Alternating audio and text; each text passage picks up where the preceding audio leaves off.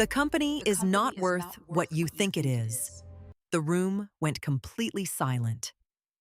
Yara Mensah stood at the end of the conference table, one hand resting on a stack of financial records. Across from her, the Korean conglomerate's chairman stared at her as though she had just insulted his entire family. The CEO leaned forward. "What exactly are you accusing us of?" "Nothing," Nothing. Yara said. Not yet. "Not yet." She opened her laptop and turned it toward them. $900 million has been moved through your subsidiaries over the last 3 years. The transactions were disguised as legitimate business activity, but the money was being used to make the company appear far more profitable than it actually is. Nobody spoke. Then the chairman's financial director stood. "That is impossible." Yara looked at him. "I thought so too." Before she could continue, her laptop suddenly shut down. A second later, every screen in the boardroom went black. Then one sentence appeared across all of them. "She knows." Yara's expression changed. Someone in that room had just accessed a system that was supposed to be completely isolated, and whoever it was knew exactly what she had discovered. The CEO slowly looked around the table. Yara closed her laptop. "Now," she said quietly, "we have a much bigger problem." Because the fraud was real, and someone inside the company had just made it very clear they would do anything to keep her from finding out why. Imagine discovering a secret so dangerous that someone is willing to erase every trace of it, and erase you along with it. What would you do? Would you walk away to protect your life? Or risk everything to uncover the truth, even if no one believed you? As you watch Yara's journey, I'd love to know what you would choose. So share your thoughts in the comments below. And if you enjoy intelligent thrillers filled with mystery, unforgettable characters, and powerful Afro-Korean stories that keep you guessing until the very end, take a moment to like this video, subscribe to the channel, and turn on the notification bell so you never miss our next story. Now, let's find out what really happened. 3 weeks earlier, Yara Mensah walked into the headquarters of Beko Group carrying nothing but a laptop bag and the quiet confidence of someone who had already decided she belonged there. She had been hired as Senior Director of Cybersecurity, brought in after a smaller breach the previous year had rattled the board. Beko was one of the largest conglomerates in South Korea, its name stitched into shipping, construction, telecommunications, and finance. Glass towers, marble floors, a silence that felt engineered. Her new assistant walked her through building access, badge protocols, and network architecture. Everything was standard until they reached the financial division. The security around the financial servers was layered in a way Yara had only seen protecting classified government systems. Triple authentication, isolated network segments, hardware keys rotated weekly. "Why does an accounting system need protection like this?" she asked. Her assistant shrugged. "Above my pay grade." It was a small detail, the kind most people would forget by lunch. Yara didn't forget it. She met the CEO on her third day in a meeting she hadn't been told to attend. Kang Tae-min was younger than she expected, precise in his movements and clearly unaccustomed to being questioned. He studied her badge before he looked at her face. "You're the cybersecurity hire," he said. "Why are you asking about the finance servers?" "Because the security profile doesn't match the risk profile," Yara said. "Unless there's something in those records worth protecting, like a state secret." Something flickered behind his eyes. Not suspicion exactly. Interest. "Do your job," he said. "Just do it carefully." It wasn't a warning. It was almost an invitation. Over the following days, Yara ran routine audits, mapping which systems talked to which employees accessed what, when. She wasn't looking for fraud. She was looking for weaknesses. But weaknesses have a way of revealing themselves as something else entirely. She found the first inconsistency by accident. A transaction logged at 2:14 a.m. on a Sunday, approved by an executive who, according to his own calendar, had been on a flight to Singapore at the time. She almost dismissed it as a timestamp error. Then she found another, and another. different subsidiaries, different departments, different months, all of them impossible in the same specific way, approved after the fact, backdated to look ordinary. She stayed late that night, running the numbers again. The pattern held. Someone had gone back into completed transactions and rewritten them, carefully, in a way that would survive a casual audit. It would not survive her. By the end of the first week, she had mapped discrepancies across 4 subsidiaries: shipping, construction materials, a regional bank subsidiary, a logistics arm operating out of Busan. Each one showed the same signature: revenue quietly inflated, losses quietly buried. The company's overall picture nudged, again and again, toward looking healthier than it was. She didn't tell anyone yet. Instead, she kept building the picture, tracing the manipulated entries backward through years of records, cross-referencing them against shipping manifests, tax filings, and internal audits that had somehow always come back clean. Someone had been thorough. Someone had been patient. It took her 12 days to reach a number she could stand behind. She sat alone in her office at 11 at night, staring at the total on her screen, feeling the specific kind of stillness that comes right before a life changes shape. $900 million. Not stolen. Not missing from any single account.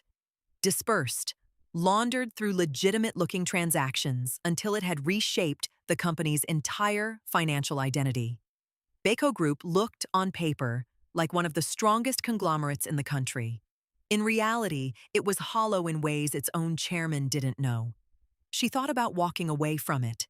She thought about who she could trust with something this large, in a company where she had worked for less than a month. In the end, she decided there was only one person with enough authority to act on it, and enough to lose if he ignored it. She requested a private meeting with Kang Tae-min. He listened without interrupting, his jaw tightening slightly as she walked him through the timestamps, the backdated approvals, the pattern across subsidiaries. When she reached the final number, he was quiet for a long moment. "You're certain?" he said. It wasn't really a question. "I've checked it 4 times. Who else knows?" "No one." He exhaled slowly, and for the first time since she'd met him, Yara saw something other than composure in his face. The particular exhaustion of a man realizing the ground beneath him might not be real. He gave her expanded access to the company's historical archives that night, quietly, without informing the board. "If you're wrong," he said, "this ends both our careers." "I'm not wrong." He almost smiled. "That's what worries me." For the next several days, their meetings became a strange kind of ritual. Late nights, closed doors, the two of them working through records most executives never saw. There was no romance in it, just the specific intimacy of 2 competent people solving a problem no one else could see. Yara found herself measuring him by how carefully he asked questions, how rarely he assumed he already knew the answers. He found himself measuring her by how she never flinched at a number, only at the possibility that she'd missed one. The investigation had a rhythm until, abruptly, it didn't. A file she needed from the Busan Logistics Archive vanished from the server 2 hours after she requested it. When she asked IT, no record existed that she'd ever made the request. A financial analyst who had quietly agreed to walk her through an old ledger canceled their meeting by text and stopped answering her calls. A data pull she'd scheduled through the proper channel came back with an error message she'd never seen before. "Access revoked pending review." She sat with that phrase for a long time. Access revoked pending review. Someone had reviewed her, decided she was a problem, and moved before she could ask why. She brought it to Kang Tae-min the next morning. "Someone knows I'm looking," she said. "Not suspects, knows." "Who has access to override your clearance?" "That's what worries me. It shouldn't be possible without your signature or the chairman's." He didn't answer that. He didn't need to. They both understood the shape of the problem now. The fraud wasn't just historical. It was still being protected, actively, by someone inside the building who could see exactly what Yara was doing almost as soon as she did it. The pressure didn't stop there. A week later, an internal compliance notice landed in her inbox, flagging her own account for unusual access patterns, the very language she would have used to describe someone else's misconduct. Someone had quietly filed a complaint against her, timed precisely to slow her down without ever naming a specific accusation she could defend herself against. Kang Tae-min made the complaint disappear with a single phone call, but the message underneath it was clear enough. Whoever was protecting the fraud understood exactly how corporate bureaucracy worked and was willing to use it as a weapon. Yara sat with that for a long night. It would have been easy, at that point, to slow down, to let the investigation quietly stall the way so many internal reviews did when the wrong people got uncomfortable. Instead, she went back through everything she already had and asked a harder question. Not who had access to alter the records, but who had access to know, within hours, exactly what she was doing about it. That list was much shorter. She changed her methods. She stopped requesting files through the normal system and began cross-referencing archived paper records the digital system didn't track. It was slower, but it was invisible. It was there, buried in 3 years of physical shipping logs, that she found the real shape of the plan. The manipulated transactions weren't random. They followed a calendar. Certain subsidiaries were being inflated on a schedule that lined up almost exactly with a series of loan covenants and shareholder agreements, contracts that specified what would happen if the company's valuation crossed certain thresholds. Someone hadn't just made Baco look richer. They had engineered its financial position to hit a very specific number, at a very specific time, several months from now. "They're not hiding losses," Yara told Kang Tae-min, spreading the covenant documents across his desk. "They built the company up to hide what happens when it comes back down. When this collapses, it won't look like fraud. It'll look like the market turning." Collapse into what? Into a valuation low enough for someone to buy the pieces cheap. He went very still. Which pieces? The port contracts, the Busan logistics arm, the construction subsidiary with the government contracts. Everything with long-term value that doesn't depend on quarterly profit. It took her another 4 days to trace the beneficiary side, moving through a maze of holding companies registered in 3 different jurisdictions, each one owning a sliver of the next, until the ownership trail finally converged on a single investment consortium, one that had spent the last 18 months quietly acquiring distressed assets from companies that had, coincidentally, suffered sudden valuation collapses.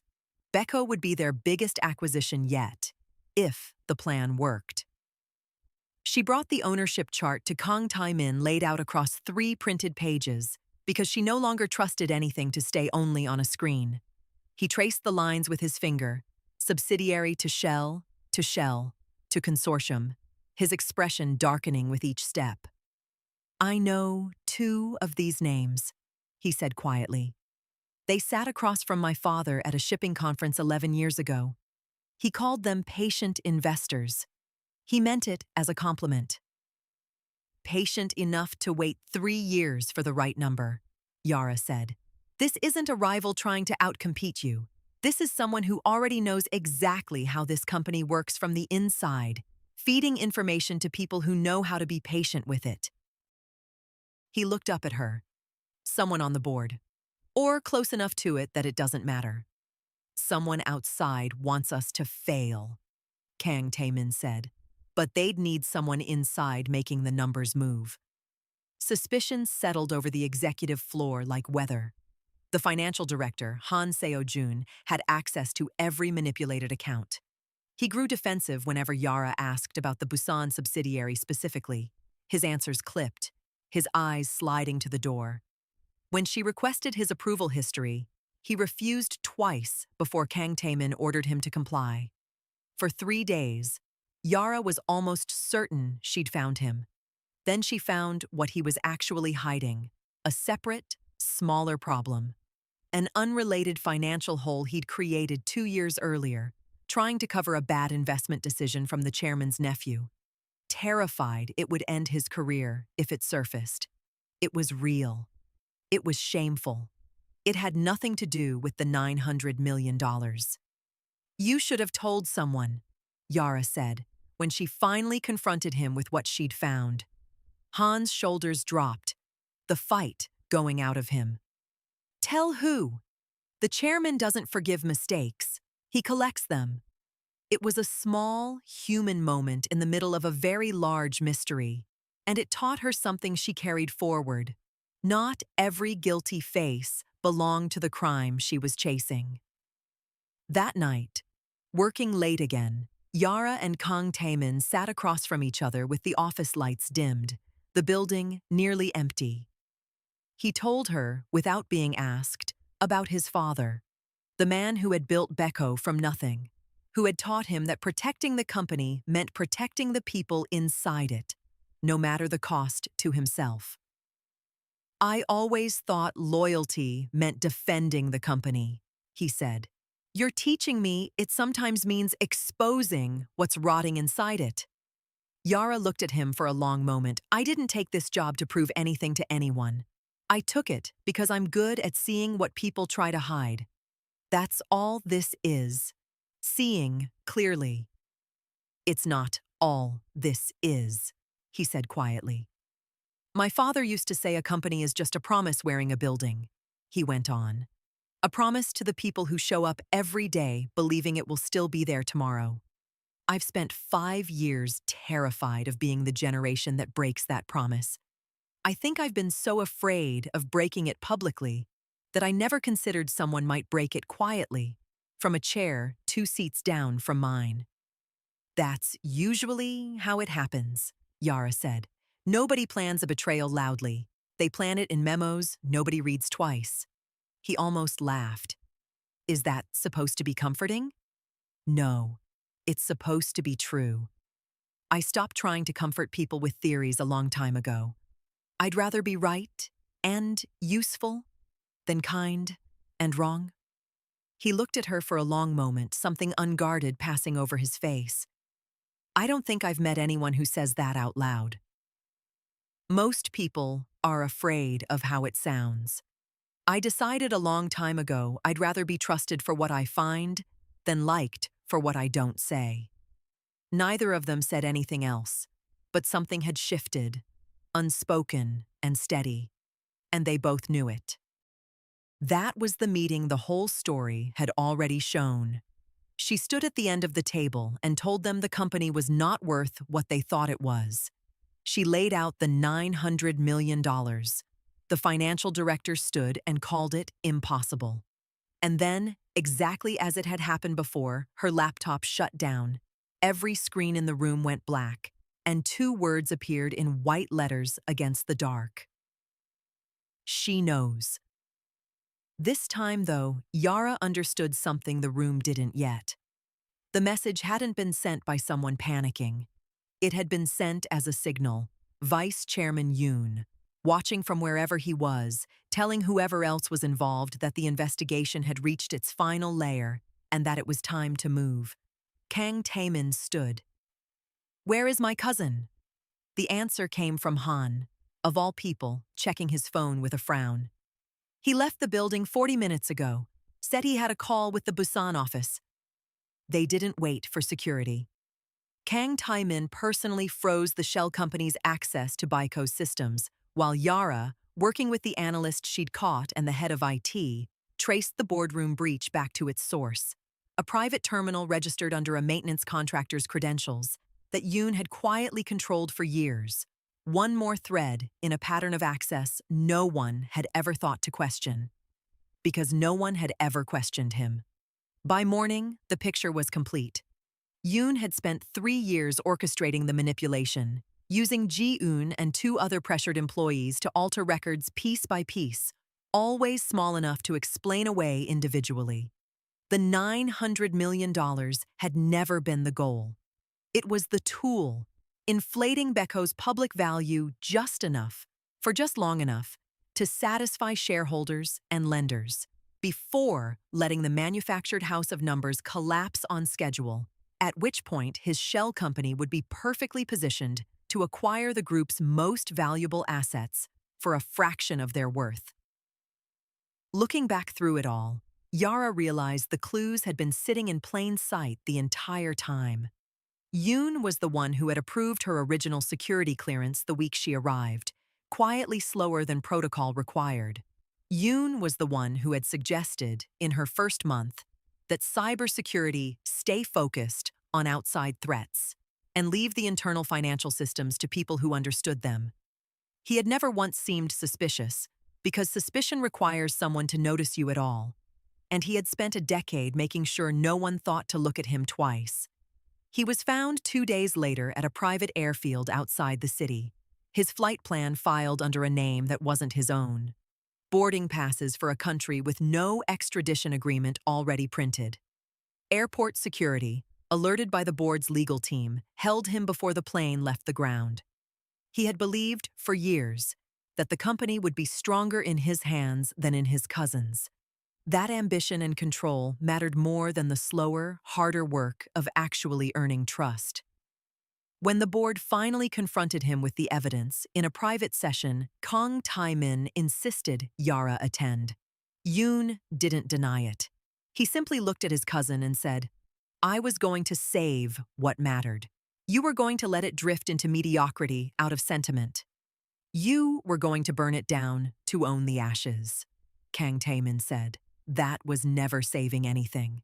And you were never going to tell me, even after it was done. That's the part I can't forgive, not the money."